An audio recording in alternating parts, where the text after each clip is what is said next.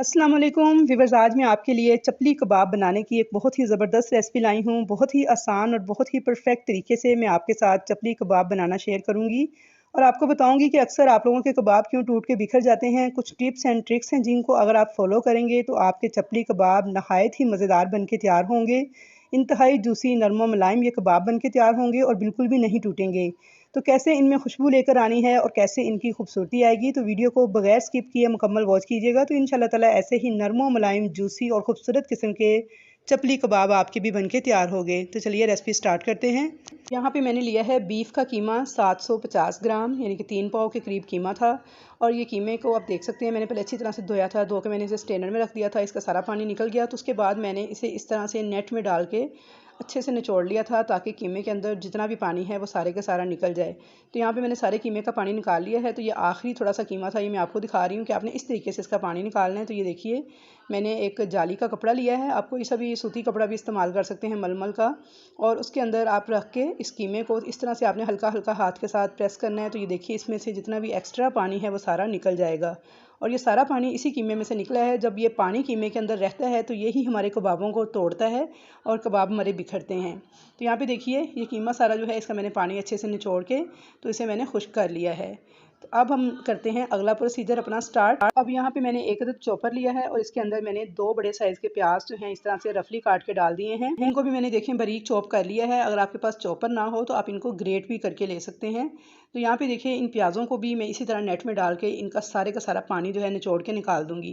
तो ये दोनों स्टेप आपने लाजमन करने हैं। एक आपने कीमे को ड्राई करना है, दूसरा आपने प्याज का जो पानी है ये निकालना है। तो यहाँ पे प्याज को अब एक साइड पे रख देंगे और एक चॉपर लेंगे और इसके अंदर इस कीमे को डालेंगे जिसका मैंने पानी निचोड़ लिया था। तो व्यूअर्स यहाँ पे मैं आपको एक बहुत ही अहम टिप बताना चाहूँगी कि यहाँ पे मैंने 750 ग्राम लिया था कीमा यानी गोश्त और इसके अंदर मैंने डाली थी 150 ग्राम चर्बी।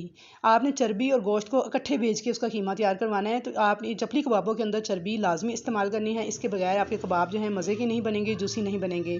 तो यहाँ पे मैंने इसके अंदर 150 ग्राम चर्बी डाल के गोश्त के साथ इसका कीमा तैयार करवाया था। अब इसके अंदर डाल दिया है 2 टेबल स्पून अनारदाना, 1 गड्डी के बराबर हरा धनिया, 5 से 6 हरी मिर्चें डाल दी हैं। अनारदाना मैंने यहाँ पे धो के उसे फिर इस्तेमाल किया है क्योंकि इसके अंदर बहुत ज़्यादा जो डस्ट वगैरह वो होती है। साथ ही मैंने इसके अंदर डाल दिया है 2 टेबल स्पून भर के लहसुन अदरक का पेस्ट जो कि बगैर पानी के है। अब इन तमाम चीज़ों को मैं अच्छी तरह से चॉप करूँगी। बिल्कुल आपने बारीक चॉप करना है इन चीज़ों को कि आपका जो कीमा है वो बिल्कुल नरम व मुलायम हो जाना चाहिए। और अगर आपके पास चॉपर नहीं है तो फिर आपने ये करना है कि ये सारी की सारी चीज़ें कीमे के अंदर डाल के तो इसे बाज़ार से आप मशीन में से 2 से 3 बार बारीक जाली वाली मशीन में से निकलवा लीजिएगा।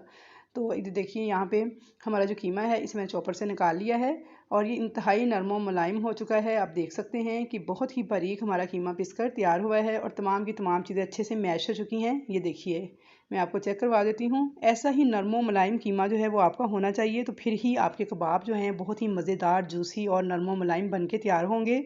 अब यहाँ के कीमे को सारा मैंने निकाल लिया था एक बाउल के अंदर। अब इसके अंदर हम कुछ चीज़ें और ऐड करेंगे। तो यहाँ पे मैंने 2 मीडियम साइज़ के टमाटर लिए थे और इनको मैंने इस तरह से बीज उनके निकाल दिए थे अंदर अंदर से और इस तरह से इनको क्यूब्स की शक्ल में बारीक बारीक कट कर लिया था। बीज वाला जो हिस्सा है वो आपने निकाल के वेस्ट कर देना है या किसी खाने में डाल लीजिएगा। साथ ही मैंने इसमें डाल दिए हैं प्याज जो कि हमने रखे थे यहाँ पे पानी निकाल कर। और अब इसके साथ ही मैं इसमें कुछ स्पाइसेस ऐड करूँगी। तो पहले मैं इसके अंदर एक अंडा डाल दूँगी।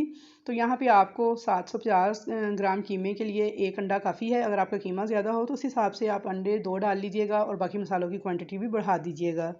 एक अदद मैंने इसके अंदर अंडा डाल दिया है। अब मैं इसके अंदर डालूंगी 3 टेबल स्पून के बराबर साबुत धनिया जो कि मैंने दरदरा सा पीसा हुआ है, बुना हुआ कुटा हुआ ये धनिया पाउडर है, लेकिन बिल्कुल पाउडर फॉर्म में नहीं है, ये थोड़ा सा मोटा सा है यानी दरदरा सा पीसा हुआ। अब मैं इसके अंदर डाल दूंगी अजवाइन हाफ़ टी स्पून। ये हाजमे के लिए भी बेहतरीन है और हमारे कबाबों के अंदर बहुत ज़बरदस्त खुशबू लेकर आएगी। और अब मैं इसके अंदर डालूंगी भुना और कुटा हुआ ज़ीरा 1 टेबल स्पून भर के। ये भी ज़ीरा भुना और कुटा हुआ है, बिल्कुल पाउडर फॉर्म में नहीं है, बस दरदरा सा कुटा हुआ ज़ीरा है। पिसा हुआ गरम मसाला डाल दिया है 1 टेबल स्पून और नमक मैं इसके अंदर डालूंगी हस्बे ज़ायका, आप अपने टेस्ट के अकॉर्डिंग डालिएगा। और अब मैं इसके अंदर सबसे अहम चीज़ जो कि इसका एक सीक्रेट इंग्रेडिएंट है बाइंडिंग के लिए, मैं इसमें डाल रही हूँ मकई का आटा। इसे डालने के बाद इसमें कुटी हुई लाल मिर्च डालूंगी 1 टेबल स्पून भर के। और अब मैंने अच्छी तरह से इन तमाम चीज़ों की मिक्सिंग करनी है। तो यहाँ पे मैंने मकई का आटा कितना डाला है, तकरीबन 10 से 12 टेबल स्पून के बराबर मकई का आटा था जो मैंने इसके अंदर इस्तेमाल किया है। अगर आप कप्स के साथ मेजर करें तो 1 कप से थोड़ा सा कम था। अच्छी तरह से इस चीज़ों की मिक्सिंग कर लेंगे और इनकी मिक्सिंग आपने इस तरह से करनी है कि जैसे किसी चीज़ को मसलते हैं तो मसल कर आपने इस आटे की और इन तमाम मसालों की मिक्सिंग करनी है ताकि हमारा जो ये कीमा है ये बिल्कुल नरम और मुलायम सा हो जाए। तो यहाँ पे देखिए मैंने अच्छी तरह से इसकी मिक्सिंग कर ली थी। मैं इसमें मटीरियल को फ्रिज में रख के 15 से 20 मिनट के लिए रेस्ट दूंगी, लेकिन उससे पहले मैं एक चीज़ इसमें और शामिल करूंगी जो कि मैं आपको बताना भूल गई थी। इसको चटपटा और मज़ेदार बनाने के लिए मैं इसके अंदर डालूंगी 1 टेबल स्पून भर के चाट मसाला। चाट मसाला इनको बहुत ही चटपटा और मज़ेदार बनाएगा।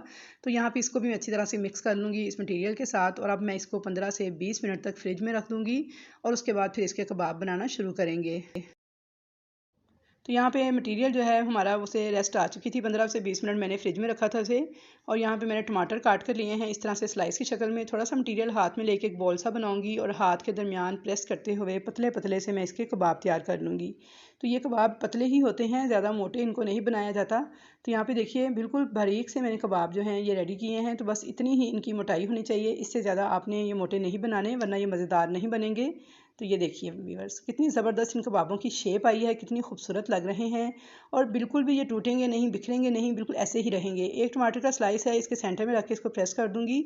आप चाहें तो टमाटर का स्लाइस जो है इसे स्किप भी कर सकते हैं, लेकिन इसकी खूबसूरती में इजाफा करेगा। बस इस तरह से ये कबाब बनाते जाएंगे और इनको फ्राई करते जाएंगे। अब इनको फ्राई करने की भी एक ख़ास टेक्निक है, तो यहाँ पर मैं आपको वो भी बता दूँ कि आपने इतने ऑयल में इनको फ्राई करना है कि थोड़े थोड़े से ऑयल के अंदर डूब जाएँ। ना तो आपने इनको बहुत ज़्यादा ऑयल में फ्राई करना है, ना ही बहुत कम ऑयल में। बस इतना ऑयल होना चाहिए कि जिसमें कबाब जो है नीचे नीचे से हल्के हल्के से डूब जाएं। अब देखिए कबाब जो है वो फ्राई हो रहा है। तो मैंने दूसरा कबाब भी सेम उसी तरीके से एक बाउल सा बनाया है, हाथ के दरमियान रख के इसको प्रेस किया है और पतला सा एक कबाब और रेडी किया है टमाटर का स्लाइस लगाकर। तो अब जो जिस साइड पे हमने टमाटर का स्लाइस लगाया है वो साइड जो है नीचे की तरफ होनी चाहिए। जो मैंने पहला कबाब डाला है उसमें मुझे पता नहीं चला, बाय मिस्टेक मैंने उसे सीधी साइड जो है उसकी ऊपर की तरफ कर दिया है। जबकि होना ये चाहिए कि जो साइड पे आपने टमाटर लगाया है ये साइड आपने ऑयल की तरफ यानी नीचे की तरफ करनी है। तो यहाँ पे देखिए इस तरीके से 1 बाय 1 मैंने 4 से कबाब जो हैं वो इस कढ़ाई के अंदर एडजस्ट कर दिए हैं। और देखिए व्यूअर्स बिल्कुल भी ये बिखरे नहीं हैं, टूटे नहीं हैं, ख़राब नहीं हुए हैं और इनकी शेप देखिए कितनी खूबसूरत आई है और बहुत ही आसानी के साथ मज़ेदार से ये कबाब बन के तैयार हो जाते हैं। तो यहाँ पे देखिए मैंने इनको बिल्कुल अब आपने इनको लो फ्लेम पे पकाना है। फ्लेम को आपने तेज़ नहीं करना वरना क्या होगा कि बाहर से कलर आ जाएगा, अंदर से ये कच्चे रहेंगे। तो लो फ्लेम पर आपने जब इनको पका लेना है तो हल्का सा गोल्डन सा कलर आने पे इनकी साइड को चेंज करना है और दोनों साइडों से हल्का हल्का गोल्डन कलर आने पे इनको फ्राई करके तो हम डिश आउट कर लेंगे। तो यहाँ पे बहुत ही मज़ेदार जूसी और इंतहाई नरम व मुलायम हमारे चपली कबाब बन के तैयार हो चुके हैं। तो व्यूअर्स मैं आपको सर्व करके दिखाती हूँ और तोड़ के भी दिखाती हूँ कि ये देखिए कितने जूसी, कितने नरम मुलायम और खस्ता हमारे कबाब बन के तैयार हुए हैं। तो आई होप व्यूअर्स कि आपको मेरी आज की ये रेसिपी बहुत पसंद आई होगी। रेसिपी पसंद आए तो इसे लाइक और शेयर करना मत भूलिएगा। चैनल पर नए हैं या फर्स्ट टाइम वीडियो वॉच कर रहे हैं तो आपसे छोटी सी रिक्वेस्ट है कि चैनल को सब्सक्राइब कर लीजिएगा और कमेंट्स बॉक्स में अपना फीडबैक ज़रूर दीजिएगा कि आपको मेरी ये रेसिपी कैसी लगी।